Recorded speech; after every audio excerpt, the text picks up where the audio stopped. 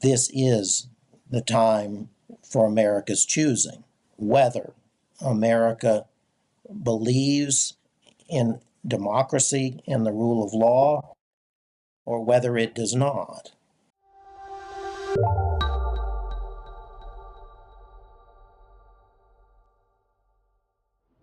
Welcome to the Stakes for Democracy. I'm Brad Rourke with the Charles F. Kettering Foundation. We're a nonprofit, nonpartisan operating foundation that focuses on advancing and defending inclusive democracy. Today, I am talking to Kettering Senior Fellows Judge J. Michael Luttig and former Chief Justice of Ohio, Maureen O'Connor. Judge Luttig, Chief O'Connor, thank you for joining us. My pleasure. Thank you. Thank you, Brad. Today, we are talking about the American Bar Association's Task Force on Protecting American Democracy, which was co-chaired by Judge Luttig along with Jay Johnson, former U.S. Secretary of Homeland Security, and which included Kettering Fanning Fellow Judy Woodruff, who could not be with us today, and Senior Fellow Chief Justice of Ohio, Maureen O'Connor. I'd like to start with you, Judge. You're one of the most important legal scholars today, a renowned conservative jurist. You clerked for Judge Antonin Scalia, served in the Reagan White House, were Assistant Attorney General, served on the U.S. Court of Appeals Fourth Circuit bench for 15 years, and on the short list for nomination to the Supreme Court. On August 2, your task force issued a sobering report that assesses the state of democracy in the United States. You considered a number of threats facing American democracy and promised a comprehensive set of recommendations in 2025. But now, you felt the need to focus on activating lawyers and bar associations to shore up democracy. Why? Brad, thank you for having Chief Justice O'Connor and I on today to discuss the ABA's Task Force for American Democracy. I sincerely appreciate that, as does my co-chair, former Secretary of Homeland Security, Jay Johnson, and of course the Chief Justice. For reasons that we all know, American democracy and the rule of law are the issues of our times. American democracy is in peril today, and as I said 2 years ago in my testimony before the January 6th committee, America's democracy is teetering on a knife's edge. The ABA task force is really what I would like to talk about for the entire time today. It is a blue ribbon task force of the highest order. The American Bar Association represents the 1.3 million lawyers in America. And those lawyers and the legal profession as a whole are uniquely qualified, but more importantly, uniquely obligated. They take an oath to support and defend the Constitution and the rule of law. And that's why they're uniquely qualified, but also uniquely obligated today. And the task force issued a call to those 1.3 million lawyers to stand and affirm their commitment to America's democracy, the Constitution of the United States, and the rule of law, and to actively involve themselves over the next several months leading up to the November 5th election. Maureen O'Connor, let's dig a little deeper. You were 10th Chief Justice of the Supreme Court of Ohio, the first woman to lead the state judiciary, and you gave the court its first ever female majority. Upon your retirement, you became the longest serving statewide elected woman in Ohio history, and you're rightly seen as a national treasure. Now you're spearheading Citizens Not Politicians, a constitutional amendment campaign to reform redistricting in Ohio that is slated for the 2024 ballot. The report emphasizes the importance of lawyers upholding the rule of law. What specifically should lawyers and judges do to rebuild trust in our elections and democracy? Well, thank you also for the invitation. It's an honor to be on this panel with Judge Luttig. And the ABA's efforts here, their leadership are truly to be commended. What should lawyers, what should judges, depending on your position, dictates how you should, respond to this responsibility. As was mentioned, we all take the oath of office to defend the Constitution and laws of the United States and the Constitution and laws of our individual states. And that is not to be taken lightly. Because of our unique position, and I would add trust, the United States has been the beacon for democracy from around the world. It's we the people. And I think that's one of the most important elements of our democracy. Those three words that are the beginning words of our Constitution, both federally and in Ohio. We the people. All power lies with the people, and we delegate it to our elected officials. And simply put, those elected officials have to be responsible, not to their parties. And that is the emphasis here. They have to be responsible to the citizens whom they govern. And they govern by consent of the citizen. And there's no more, I think, educated a group of citizens than lawyers when it comes to these rights, duties, and responsibilities. And they should exercise those voices loudly and as often as they can. It's a strong statement in favor of this obligation that Judge, you mentioned earlier, too. This is a national report.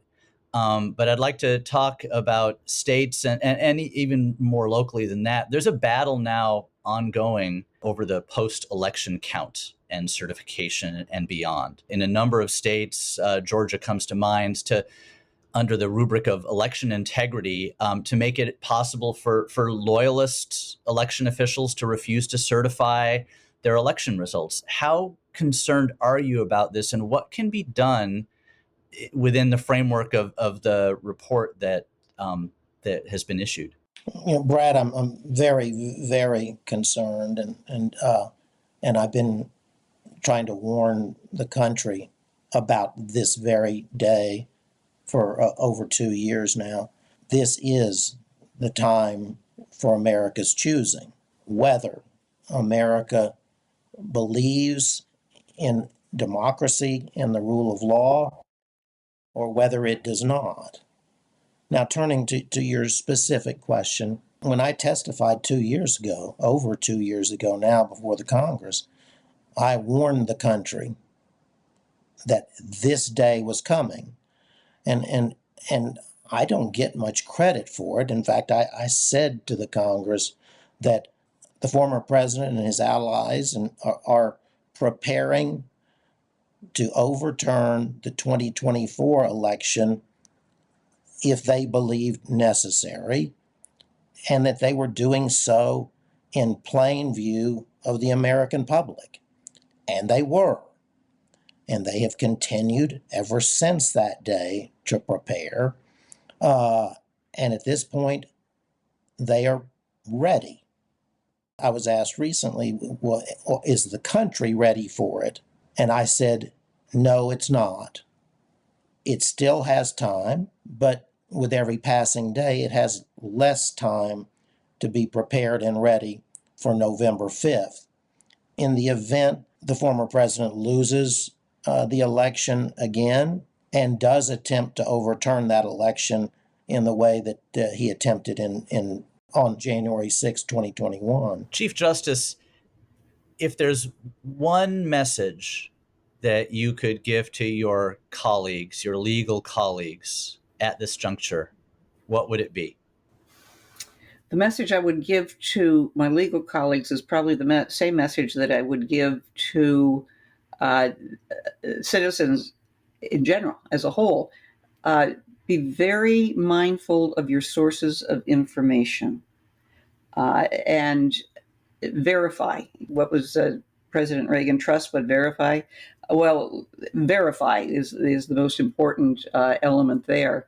And so that you understand what the issue is, you seek out the information necessary to address those concerns, and you're able to address them intelligently and in a way that doesn't demonize the people who have a different view, because part of this whole discussion that we're having is it becomes raw and it becomes more divisive then maybe it would be without the demonization and not just denial, but condemnation of a different point of view. As to the lawyers in the legal profession,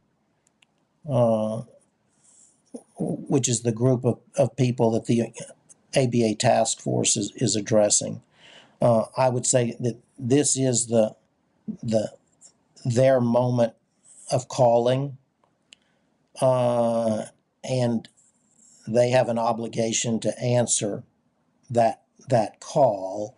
To answer that call requires that they put their country and America's democracy and the rule of law ahead of politics writ large, but even more importantly, above their individual, personal politics. To the extent that we've had pushback within the legal profession, it's been on that last point from lawyers who tell us that American democracy, today at least, is a political issue. And it is not. American democracy is not and will never be a political issue, let alone a partisan political issue. Judge Luttig, as we've established, you are a lifelong Republican, a conservative, Reagan White House, Justice Scalia, unimpeachable, a term I never thought I would actually say to a judge. Recently, you announced that for the first time ever in your life, you would endorse and plan to vote for the presidential nominee of the opposite party. This was clearly not a lightly taken move. Tell us about your journey and how you came to this decision. I came to the conclusion at the end of the past 4 years, for reasons that I've spoken about publicly, that regrettably, in this election, there is only one political party and one presidential candidate that could claim the mantle of protector and defender of America's democracy, the Constitution, and rule of law. That's the basis upon which I made my decision to support the Vice President of the United States. I just want to, tag on with my experience as how the public views the responsibility of judges. I've been a lifelong Republican, still am. Some people question incredulously, how can I still be a Republican because of what has been happening inside my state with regard and the reaction of the Republican Party and its hierarchy as to my decisions when I was a judge, declaring 7 maps given, created by the Constitutional Redistricting Commission as unconstitutional. And they were unconstitutional 7 times. And the letters that I received, overwhelmingly when I was Chief Justice, very, very positive letters. But there was a group of letters about, that said things like, I voted for you because you're a Republican, and you're not voting like a Republican. And I wanted to write back, although I didn't. Well, thank you very much for the compliment, because I don't think a judge should vote like a Democrat or a Republican. They should vote according to the rule of law, of course. And then other, statements along those lines, presuming the judges have a constituency. And the only constituency a judge has is the rule of law and their oath of office. And those are, the constituents, if you will, of what guides a judge in their decision-making, not, sticking your finger in the wind and seeing which way the political, winds are blowing, whether it's, blue or red, whether it's Democrat or Republican. Judge Luttig, Chief O'Connor, thank you for joining us. Thank you. Been a pleasure. Thank you, Brad, and thank you, the Kettering Foundation.